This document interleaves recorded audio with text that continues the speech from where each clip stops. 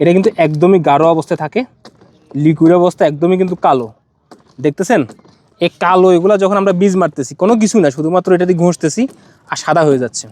এখানে কোনো ধরনের কোনো কেমিক্যাল না, কোনো কিছু না। মানে দক্ষ গাছি যারা আছে, যে ওনাদের 30-35 বছর অভিজ্ঞতা, দক্ষ গাছি যারা আছে, তারাই কিন্তু এই ধরনের গুড় উৎপাদন করতে পারে।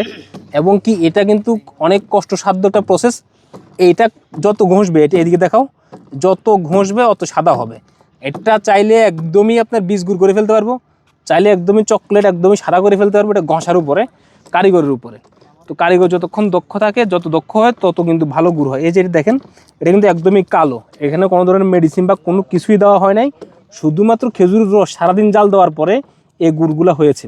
তো আপনারা যারা বলছেন যে আমরা গুড়ের মধ্যে কি মিশাই, হাইড্রোজ দিই বা কোনো ধরনের কোনো কিছু, না, যশোর অঞ্চলে কোনো ধরনের কোনো কিছু, কোনো হাইড্রোজ বা চিনি কোনো কিছু গুড়ের মধ্যে দেওয়া হয় না। আমি আপনাদেরকে প্রত্যেকটা ভিডিওতে একদম স্পেসিফিকলি বলি যে আমাদের বৃহত্তর যশোর অঞ্চলে এই ধরনের কোনো কাজ কিন্তু করা হয় না, একদমই স্বচ্ছ কিন্তু গুড় উৎপাদন করা হয়।